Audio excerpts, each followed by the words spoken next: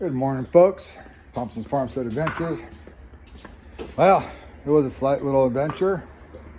Went ahead and started looking at putting on my other wheels replacement, and then I started noticing these bearings were going bad. Then I looked at the other wheel and it had no bearings in them at all. I was like, oh man. So last night I took off, ran down to our local Harbor Freight, which is about 30 minutes away, and picked up these bad boys.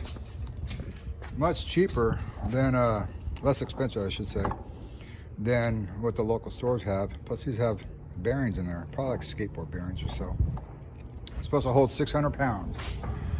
But then I went to go see if my bolts would fit, and they were too short because these ones are thicker, they have thicker plates. I had to run down to our local lumber store and this morning and get longer bolts and some lag screws too, because since it has a bigger plate, now that won't fit unless I replace the 2x6s. So we're not going to do that. It's going to bolt on the outside and lag on the inside where the 2x4s connect right there, and go that route and get this job done finally, and get it all knocked out.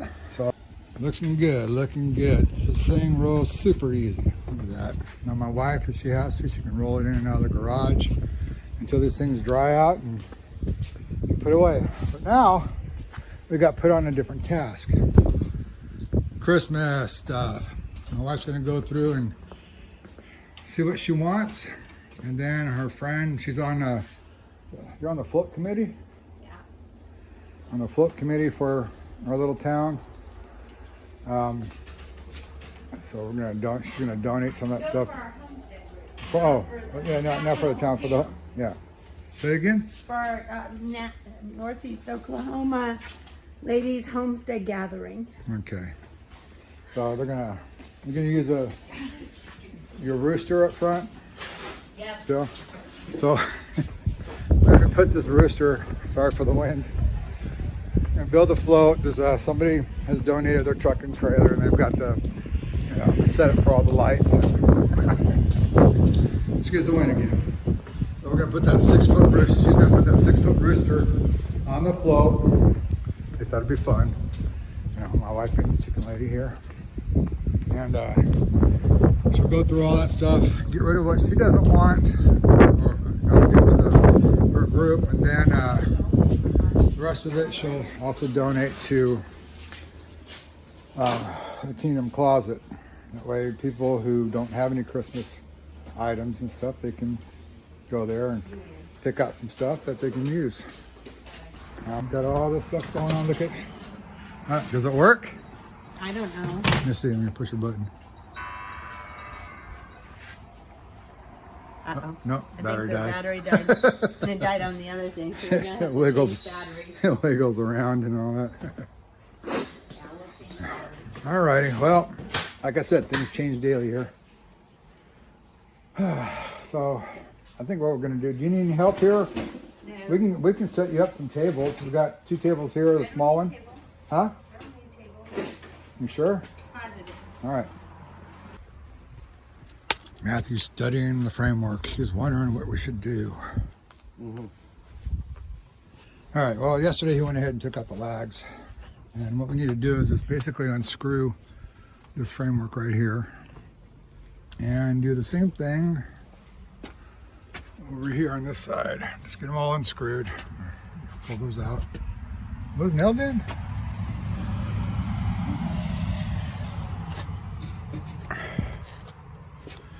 Well, maybe we won't take it out. I mean, take that one off. We can probably just slide this thing straight out. So I'm gonna go ahead and get this area here cleaned up real quick. Oh, we got a hose here. So that's enough. That's enough hose. So now we'll go ahead and move this frame. We'll get the form off of here. Get that out of the way. We'll move all the wood, debris, the letter out of the way, and go ahead and pressure wash this thing real quick.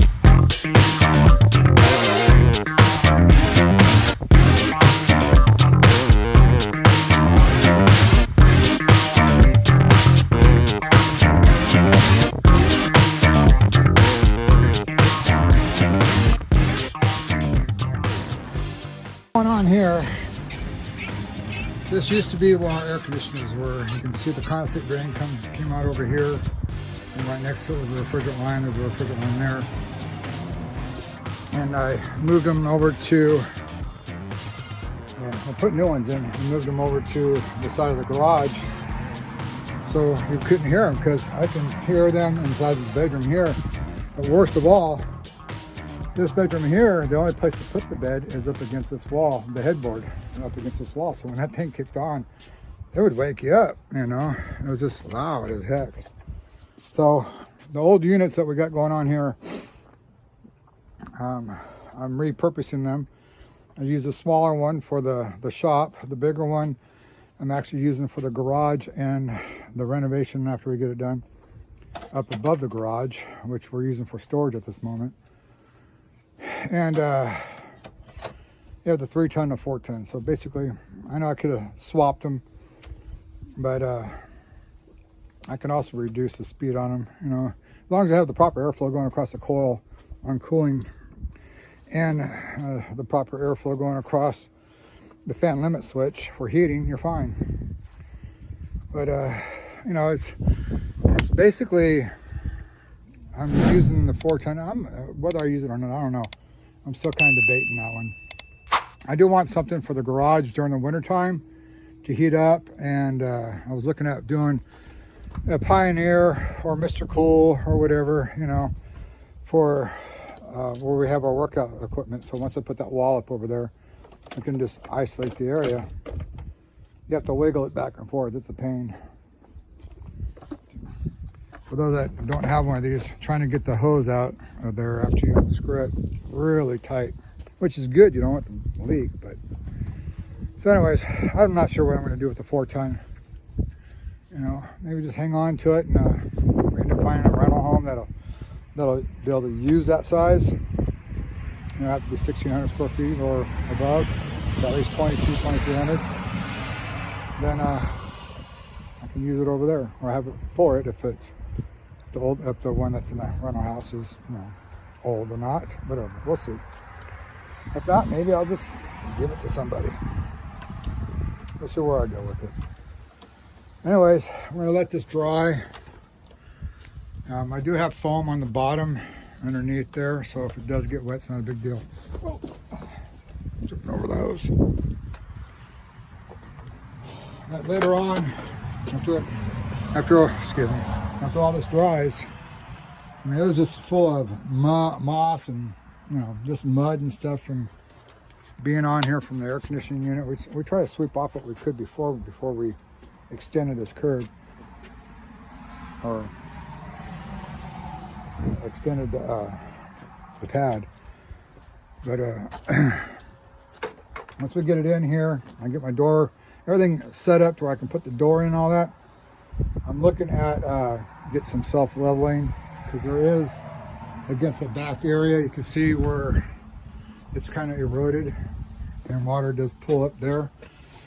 I'm going to go ahead and just get some self-leveling concrete, put it in here after it's all framed and dried in. I don't have to worry about it getting wet in here anymore. And we'll go from there. Little by little. That's the way it is. We'll bring the company vehicle around, which is what we call the quad in the trailer. Pick up all the garbage over here, all the wood.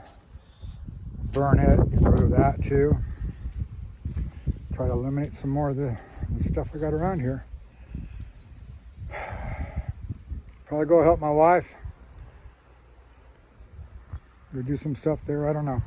I'm gonna call it for this day.